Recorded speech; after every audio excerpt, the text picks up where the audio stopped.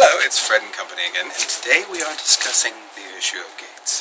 I personally like gates, but some people want to go ahead and keep the same gate they have. So what you do is you rebuild your gate, and that's what most people want to do, is you rebuild your gate. Now, here's an ugly gate. Ta-da! One ugly gate. Examine the gates. Yes, marvelously ugly. At the same point, all over here, same ugly, and the connections ugly. Well, what you do properly to go ahead and actually repair or replace the same gate is you go ahead and collect the tools from the parts as needed.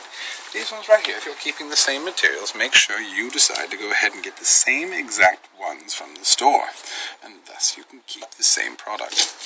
Moving on, you also examine the boards needed for the process. They're easy to count, and you mark them down on a piece of paper. We have 1, 2, 3 2x4s for this side of the gate, and the other side the same, so a total of 6 2x4s.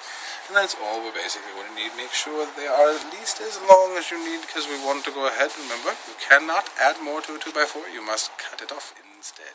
So, you will get yourself 6 2x4s, and appropriate this length. These are about 5 feet in length, so I think we will actually be able to have a 6-foot 2x4 to be fine. Now, over here, you can see this is attached to a rotting 4x4 and all that kind of fun stuff on the ground. What we are going to do is build it onto this beautiful 2x4 right here, and probably put a new sustaining post in the front. This right here is the nastiest 2x4 I've ever seen. Now, on over here. Come, follow me. We'll go around the other side of the gate now. This side of the gate basically tells you what the other things you need.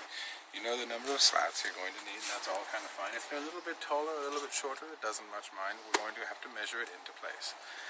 Your materials, as far as the gate latch and other things that you want to replace, make sure you mark them down. If you need to, draw a diagram to remember that there is a hole in there and all that kind of stuff in the top board. Otherwise, you're going to be sitting there with a chain going, it's too short and I don't know how, and it doesn't look right on the top. So, none to say the least, absorb all issues and make sure you check your local Home Depot or other places to double check and make sure there isn't something fun or neat that you could use. Like, I would personally try to find a ring to fit in the middle, so it would look nice when you pull the chain through. The attachments into the house are kind of individual. I don't like them. They're screws into the wall, and they don't exactly have the best issues. If there's any way to go ahead and possibly get a peek at them, please do. They're the same as the other ones into the other side of the wall. This kind of fence does need to be supported by itself and a roller bar. So make sure you get, like I said, all your parts and pieces. In the back here, we can tell that this is an old roller bar installment. Basically, I'm not even sure if that's fencing material. But somebody wanted to go ahead and put it on there.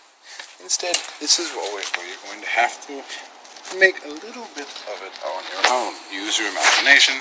Fabrication is the key. Come around this side.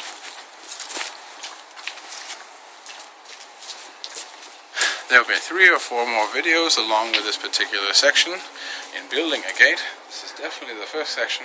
Now, like I said, we're going to go redo exactly everything what we just told you. We're going to rip down the fence, grab all the materials, write our diagrams, and when we come back, we're going to show you how we're going to attach it to the main fence, to the wall, and set things properly.